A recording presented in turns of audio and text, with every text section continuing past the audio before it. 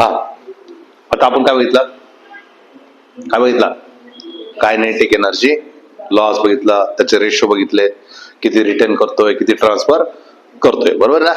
आता आपण काय बघतोय कोलिजन मध्येच, पण आता बघतो आपण ऑब्लिक कोलिजन. असं कोलिजन बघतो आता आपण ऑब्लिक कोलिजन.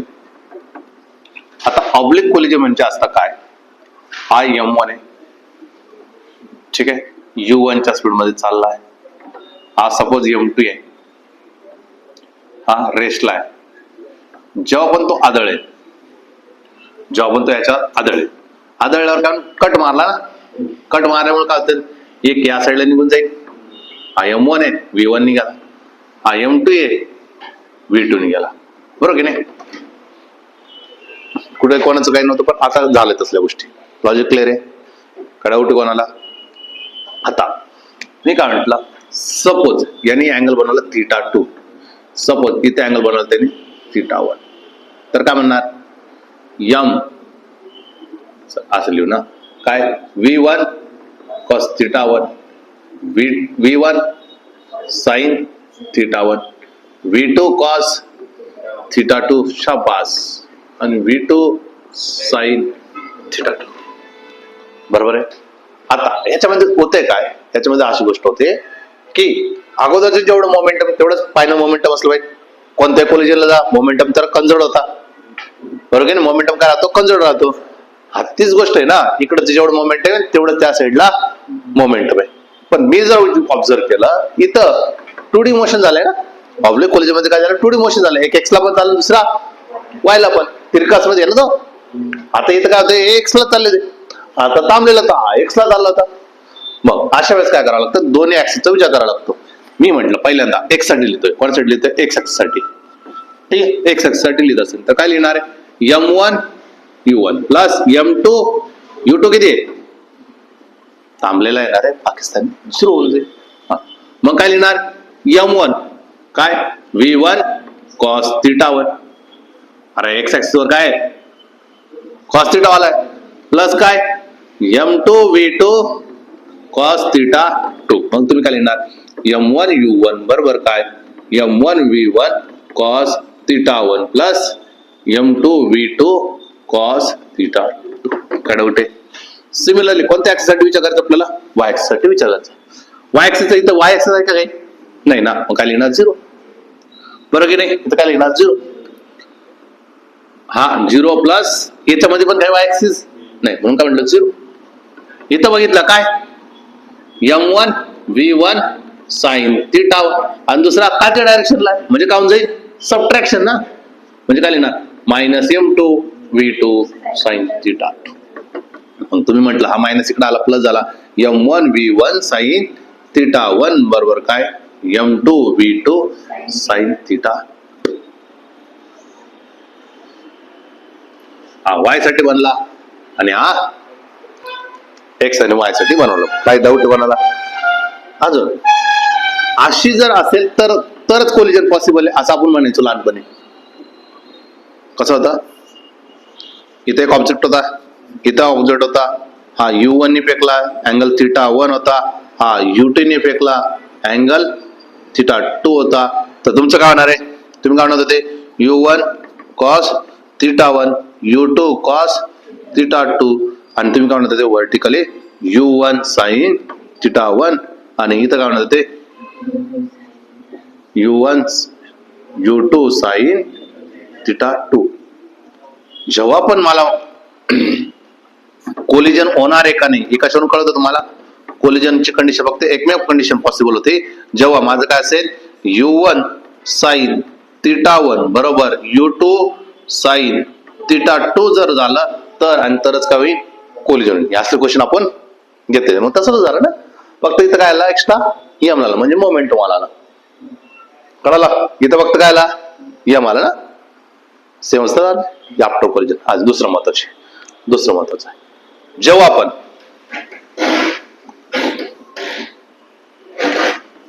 आपण ही बॉडी आहे U च्या स्पीड मध्ये चाललाय M1, आणि दुसरी जी बॉडी आहे M2 ते कुठे आहे, रेस्टला आहे. तर जेव्हा ते कोलिजन करून जातील, म्हणजे हा V1 जाईल आणि दुसरा V2 जाईल, तर यांचा अँगल ऑलवेज बनतो 90 डिग्रीचा. ऑलवेज किती बनत असतो? 90 डिग्रीचा. कधी एक U ने जाईल आणि दुसरा रेस्टला असेल आणि ऑब्लिक कोलिजन चालेल, तर ऑब्लिक कोलिजन मध्ये किती होणार तुमचा अँगल किती बनेल? 90 डिग्रीचा बनेल. काय डाऊट आहे? अँगल किती बनेल? 90 डिग्रीचा बनेल. दुसरी कंडिशन अशी पण होती कोलिजनची कंडिशन.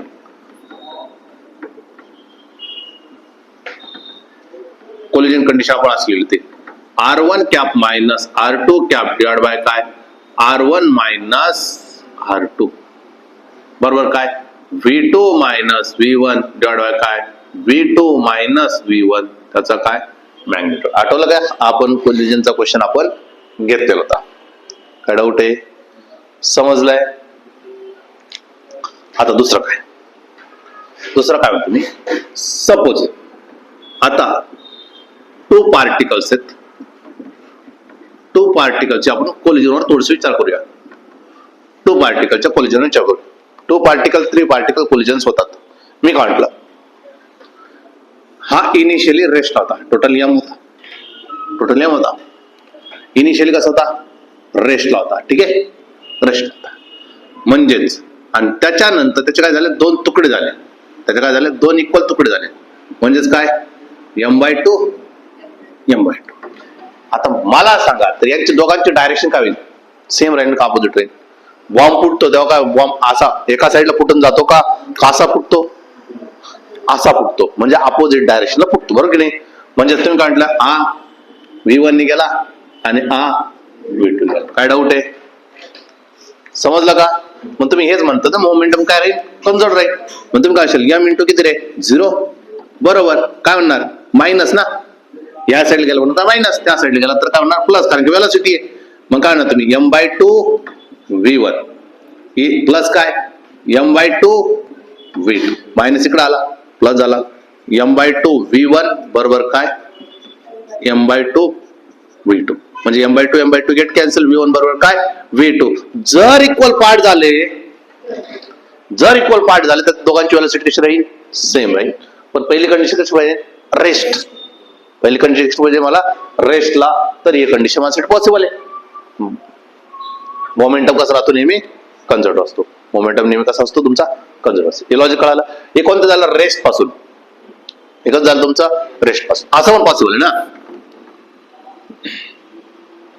मोशन होऊन नंतर मग तुमचं ब्लास्ट झालं. मोशन झाल्यानंतर जसं की तो उडला, यम होता, इथं गेल्यानंतर इथून काय झालं? त्याचं ब्लास्ट झालं. ब्लास्ट झाल्यावर काय जाईल? 2 तुकडे होतील, 2 होतील, 3 होतील, जेवढा आहे आपण 2 घेतोय. मी म्हटलं 2 इक्वल तुकड्यामध्ये डिवायडेशन झालं m/2 आणि याचं पण काय झालं? m/2. कळालं का?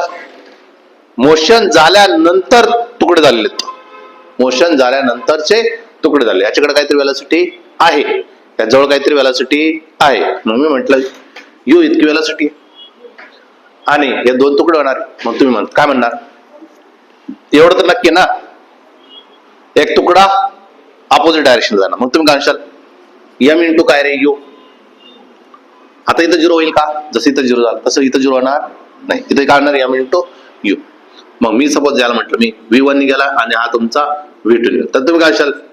m/2 V1 plus m/2. समजलं का? m/2 U1 आणि m/2. मोशन झाल्यानंतर ब्लास्ट झाला. मोशन झाल्यानंतर ब्लास्ट झालेला आहे. काय डाऊट आहे? समजलं? आता असं पण पॉसिबल आहे.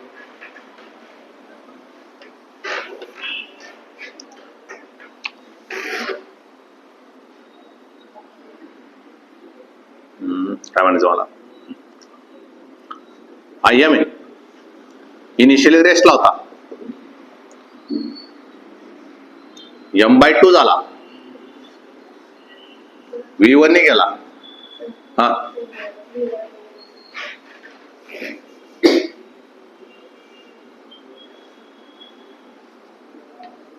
m/2 आहे आणि V1 ने गेला. सिमिलर दुसरा जो तुकडा आहे, ब्लास्ट झाला ना, दुसरा तुकडा तो या साईडला जाईल. जर हा या साईडला गेला असेल तर दुसरा या डायरेक्शनला जाईल. असं आहे ना. मग याला V2 म्हणूया, θ2. हा काय θ1. हा काय झाला तुमचा m/2 झाला आणि काय झाला तुमचा V1 झाला. ठीक आहे. असे फुटले रेस्टलाच होता ना, म्हणून तुम्ही काय म्हणशाल m/0. इथे करणार m/2 काय लिहिणार, हॉरिझॉन्टलचा विचार करायचा चालू काय लिहिणार cos θ1. बरोबर की नाही, cos θ1. बघा असं होईल ना. इन्क्लाइन मध्ये गेल्यानंतर असं तोडावं लागेल m/2 cos θ1 आणि याची डायरेक्शन अशी याची डायरेक्शन अशी, म्हणजेच काय -m/2 cos θ2. कळालं का, cos θ2. इथं जर बघितलं व्हर्टिकल काहीच नाही, व्हर्टिकल काहीच नाही म्हणजे काय झालं झिरोच. पण इकडे आहे तुमचं काय लिहिणार m/2 sin θ1 plus m/2 sin θ2. आता या कंडिशन नुसार असं आलं, जर एक खाली गेला असता आणि एक वरती गेला असता, असं पण बाजूला ना, असं एक वरती चालला पॉझिटिव्ह, एक खाली चालला निगेटिव्ह. ह्या पद्धतीने आपण विचार करायला, तर त्या केसमध्ये वेगळ्या पद्धतीने. आता आपण डायग्राम अशी काढली, असा कोलिजन असं फुटला तर काय होईल. क्वेश्चन मध्ये बघायला आपल्याला कसं कोलिजन देतात ते, त्याला आपण कोलिजन त्या पद्धतीने विचार करतो. लॉजिक कळालं का. वरती जाऊन फुटू शकतो, मोशन मध्ये फुटू शकतो, रेस्ट मध्ये फुटू शकतो आणि अँगल मध्ये फुटू शकतो. बरोबर की नाही. जसे की आता बघा तुम्हाला असा क्वेश्चन आहे, हे बंदूक आहे, बंदूकचं 1 किलोग्रामचं मास आहे, याच्यामधून बुलेट निघणार आहे. Bullet suppose 2 meter per second bullet चाललाय, बुलेट 2 मीटर पर सेकंद चाललाय पुढे, आणि बुलेटचं वजन आहे 1 ग्रॅम. तर विचारलं, जेव्हा पण तुम्ही बघितलं असं बंदूक जेव्हा असं उडवतात तेव्हा काय बंदूक असं सरळ उडतं का, काय होतं थोडस बॅक मारतो. माहिती बघितलं का, बॅक का मारतो, मोमेंटम कन्झर्व करण्यासाठी. म्हणून तर जे सोल्जर वगैरे असतात ते गन इथं नाही ठेवत, थोडस वरती ठेवतात. जर त्यांनी इथं ठेवलं तर काय होऊन जाईल, हा सांधा काढून घेऊन जाईल, बॅक मारेन असा. म्हणून तो कुठे ठेवतात, वरती ठेवतात. एक्झॅक्टली वरच्या साईडला ठेवावा लागतो. हा कळालं का. मग आपल्याला काय विचारलं, जर 8 मीटर पर सेकंद बंदूक हा जात असेल तर गनचा स्पीड कुठं असेल, गन कुठं राहणार आहे, बॅक साईडला जाणार, एवढं तर माहिती आपलं. हा इनिशियली कसा होता रे गन, कसा होता इनिशियली रेस्टला ना, म्हणजे या दोघांचं मास. मग मी काय म्हटलं गनचं मास इनिशियली विचारलं असं म्हणतात, मोमेंटम इनिशियली जर काय मोमेंटम फायनल इनिशियली विचारलं तर काय होणार तुमचं 0. इनिशियली विचारलं तर काय म्हणजे 0 ना. हा चला मग काय म्हणता तुम्ही m1 v1 plus m2 v2 असं तर म्हणणार. चला m1 किती आहे, गनचं मास किती आहे 1. आपल्याला विचारलं काय v1 म्हणजे गनचं स्पीड कुठं, गन कुठं जाईल आपल्याला माहिती कुठे येणार आहे, बॅक साईडला. बंदूक असा गुढीकडे चालली तर तिकडचा आन्सर काय येणार, निगेटिव्ह येणार. चला m1 किती आहे 1 आहे, किलो किती स्पीड आहे माहित नाही, तेच तर काढायचंय.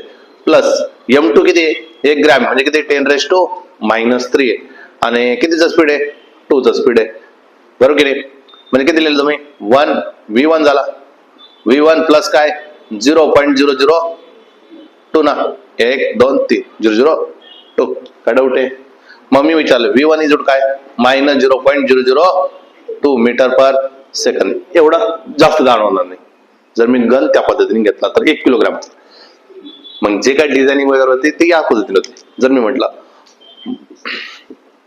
हा बॉम्ब होता, बॉम्ब 5 किलोचा बॉम्ब होता, त्याच्यात 3 तुकडे झाले सपोज, ठीक आहे 3 तुकडे झाले. मी म्हटलं एक असा गेला एक असा गेला तर दुसऱ्याला असंच जावं लागेल, कारण की मोमेंटम कन्झर्व करावं लागेल. नाही तर सगळे एका साईडला गेला असतं आन्सर काय झाला असता 0 झाला असता का, कारण की याचा आन्सर किती पाहिजे मला 0 पाहिजे ना, कारण की रेस्टला आहे. मी म्हटलं याच किती 2 1 2 असे 3 तुकडे झाले. मग मी याला म्हटलं हा 5 मीटर पर सेकंद गेलेला पुढं, हा म्हटलं मी 2 मीटर पर सेकंद गेलेला आहे, तर इथलं स्पीड सांगा. हा 2 किलोचा किती स्पीड मध्ये जाईल. कळालं क्वेश्चन.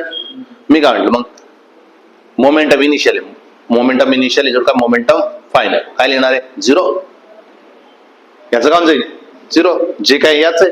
मग तुम्ही काय लिहाल M1 V1 plus M2 V2 plus M3 असं म्हणायला लागेल ना आपल्याला. चला M1 आपल्याला माहित नाही याची डायरेक्शन अशी चालली आहे, आपण ते नंतर काढणार की तो तिकडे जाणार आहे. निगेटिव्ह आन्सर येऊन आपण काय ना तो तिकडे जाणार आहे. हे आता मी कन्सिडर, कारण की मला आन्सर काय पाहिजे 0. या दोघांची जेवढी ऍडिशन येईल तेवढा हा याची व्हॅल्यू आली पाहिजे, जेणेकरून व्हॅल्यू किती व्हायला पाहिजे 0. चला M1 किती आहे 2, V1 किती आहे 5, किती आहे 1, किती आहे 2 प्लस M3 किती आहे 2 इंटू काय V3 किती झाले 5 दुने 10, किती झाले 2 प्लस किती झाले 2 इंटू किती V3. काय डाऊट आहे? मग किती झालं तुमचं 0 बरोबर काय 12 प्लस किती 2 टाइम्स ऑफ V3. हा इकडे आला -12 बरोबर काय 2 टाइम्स ऑफ V3. V3 बरोबर किती आला -6 मीटर पर सेकंद ने तो कुठे सारखेल या साईडला. निगेटिव्ह साईन आला ना, निगेटिव्ह साईन आपल्याला कळालं तो कुठे गेला या साईडला. आपल्याला माहित होतं वन अपेक्षित होतं, कारण की एकाला पॉझिटिव्ह झालं तर दुसऱ्याला निगेटिव्ह कोणाला तरी व्हावं लागणार आहे. समजलं का? मोमेंटम कन्सिडर करा, तुम्हाला सगळ्या गोष्टी भेटून जातात ऑटोमॅटिक.